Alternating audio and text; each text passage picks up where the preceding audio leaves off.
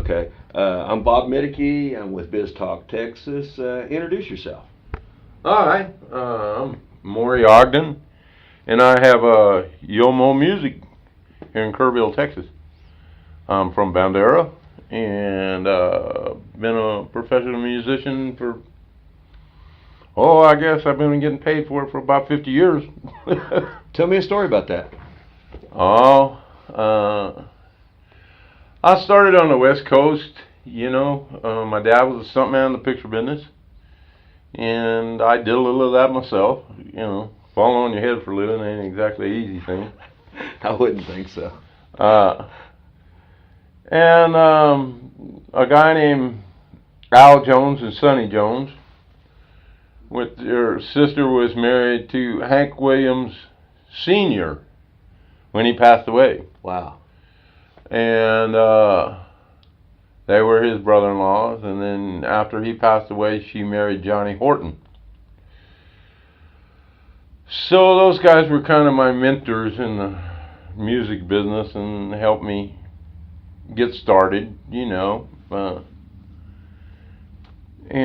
of course my dad played a little bit,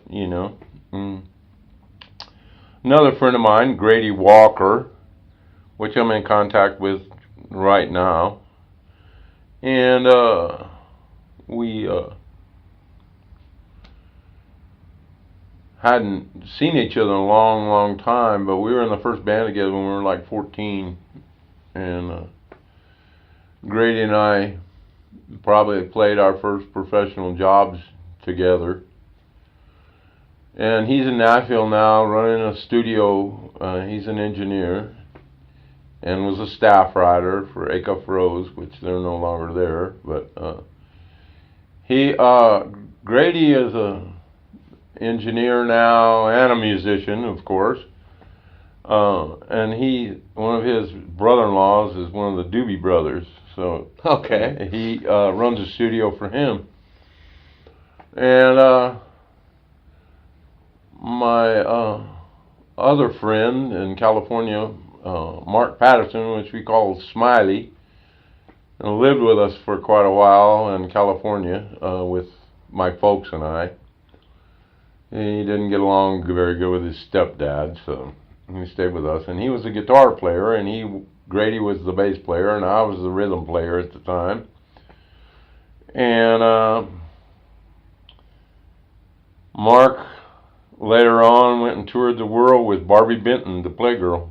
I'm very familiar with who that is. Yeah, well, he did that, stayed at all the Playboy mansions and all that stuff, and so, we came from very humble beginnings, but started up, and of course Grady's dad was a musician, and his brothers, and Mark, hung around us, and which was Grady's neighbor and everything. So we did all our things like that, and that's how we got started. And it was kind of funny how we all kind of blossomed from there and went out to do our things. Not that I've done anything great, but I am putting in a 24-track studio, building it as we speak, so to speak, behind my house and adding on to my house, and it's going to be a pretty nice studio, about 24-track digital studio. Is that located in Bandera? Yes. Okay. So you drive every day? Yes, I do. Okay. Mm-hmm. And pretty town. Yeah, I like it. I've been in Bandera, off and on since the 70s, and it's been quite a deal. I had Archie Blue has recorded one of the songs I wrote, and got a little bit of mailbox money out of that. That's a plus. I mean, and that's kind of the idea. That makes it where you're actually making money as an artist, so you can say you're making money. Well, yeah, of course, I played all the clubs there for years and years, doing, still playing the clubs, and doing that. I've done that for years and years, but It's just after a while, it's kind of like breathing. I tried to quit a couple times, and it just didn't work out. It just something about like you're just kind of going through the motions of life. Don't feel like you're really living. So it's kind of one of those things. You do mostly in Texas, or do you travel around the country? country? Yeah, mostly in Texas.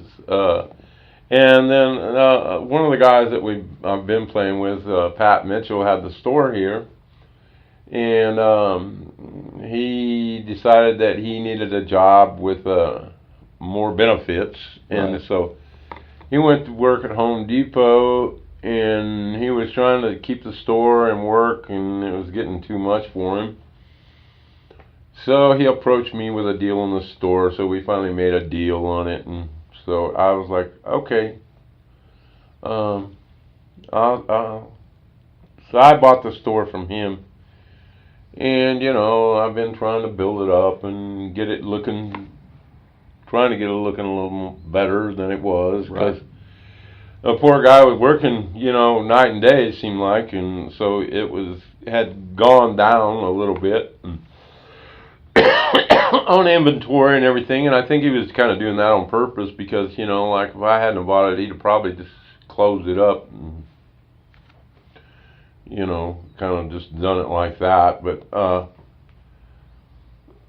Well, you're located, I would say, in downtown Kerrville. Do you want to give your address so people can find you? Oh, let me see here, the card. Here you go. All right, let me see if I can read it. Yeah. 961 Water Street, Suite C, Kerrville, Texas. Yeah. And you go by Mo Ogden. Right. And it's really Morry, but that started off years ago with the initials on the shirt there. So you've been in business now for what, going on 3 months here? Yes, right at that. I'd say about that, and and trying to build the business up, and getting the signs and changing the signs over and everything. Still haven't got the banner changed out there yet, but working on it. It takes a while to get everything sorted out. Right, and trying to figure out how should I put that, what's trending at the time, I mean, the style of guitars, the type of strings, that type of thing, and how are most people finding you? Just walking in, or? Yeah, basically, they'll go by and see the sign, and, I haven't really put a lot of money into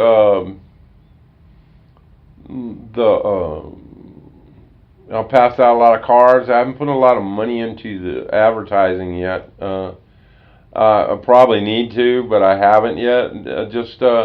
I'm basically trying to, get established and trying to get stocked well, so that when I do advertise and people come by and so on and so forth, that I don't. That I'm not just standing here empty-handed, with nothing to sell, Right. Because that's not. I've been concentrating a lot on that, so that you can be accommodating. When somebody comes in, you can try to be accommodating the best you can. It's hard in this small of a space to have everything that everybody wants at the right price. Right. I mean, it's. Do you? If somebody comes in and say they want a particular guitar, can you help them do that kind of stuff? Usually we can. Bruce, my friend Bruce Gladwin next door, has Fret Pro, and he deals a lot in vintage guitars, and so I try to go from a price range from, I kind of have a pet peeve about some of the stores. They'll just sell a kid anything to start off with, and I don't agree with that, because if they sell them a piece of junk and then it's hard to play and everything, that's discouraging, to try to learn to play. Well, a really cheap guitar is hard to keep in tune. Right, and it's moving all the time, and it hurts your fingers worse than a decent entry-level guitar, Right. I like nylon strings. It's a whole lot easier on the fingers. I agree, but I don't like the big necks on them. No.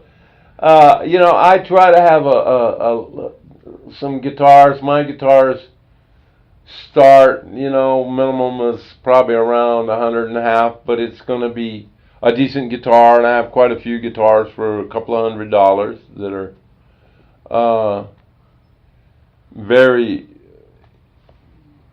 you know, that are good guitars that somebody can learn on. Right. And you know, I haven't quite done it yet, but I would to especially to smaller kids and people starting off. I know it's hard for a you know, everybody wants to get their kid like $100 guitar. I don't advise that, because that's going to be a cheap guitar, and it's going to end up in the garage sale for $5, or it's going to be broken, or right. it's going to discourage the kid from playing. If they get him a decent guitar and that he can play, and that it's a nice, good guitar, he'll go on and try to learn and play if it's easier to play. You know, it's going to hurt his fingers a little bit, but if it's set up good and you have it where it's playable, then they'll go ahead and try to learn. I feel that way. And so I've kind of come up with an idea on that. So if I sell, especially a learning person, you know, guitar or whatever. Right. And, you know, it's an entry level or a $200 guitar or something like that. If, say, they pay $200 for it, and in 3 months the kid decides he don't want to do it no more, or just doesn't do it, doesn't use it or whatever, and instead of just throwing that $100 away, they can bring it back to me. I'll give them at least half their money back. Right. Because you sell them a quality product to begin with.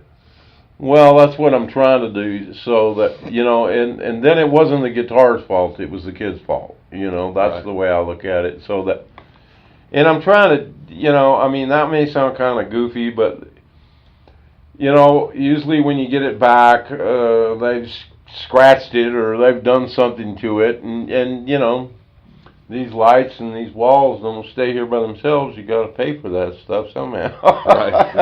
Right. Man's got to make a little profit on this stuff, but I'm all for the kids trying to learn to play, because, you know, nowadays the kids have got so many video games and all those type of things that, and you know, when you and I were kids, we had tin cans and string. Yeah, but you had like how many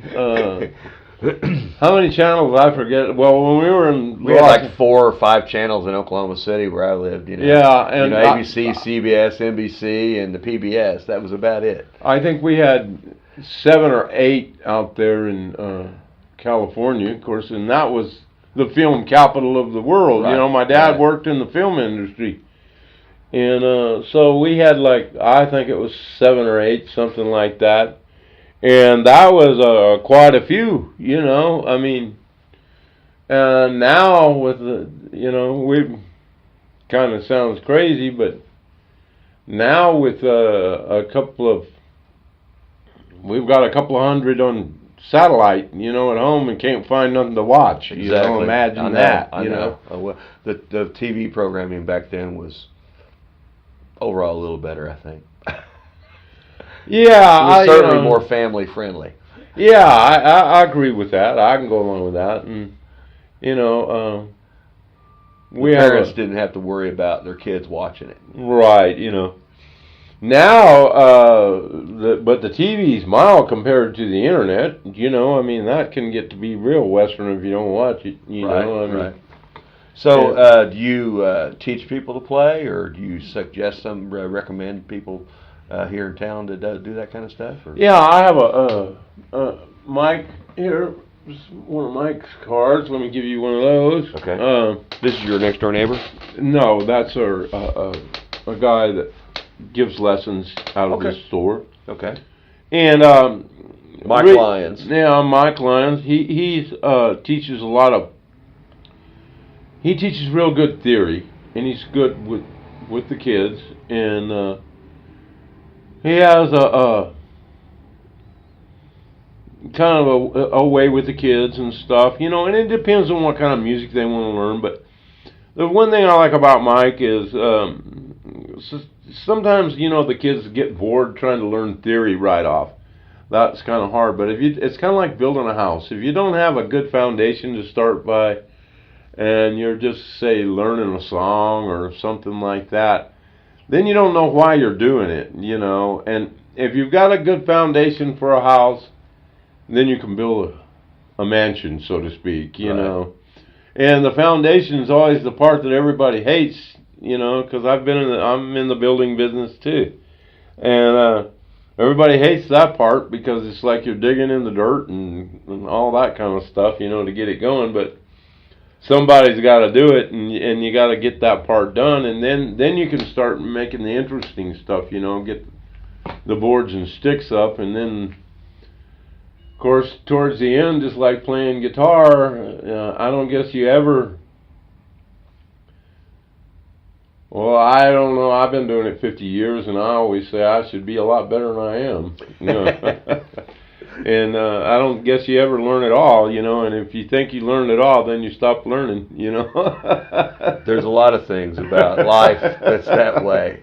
I think so. The second you assume that you know it all, that's when it all comes to bad.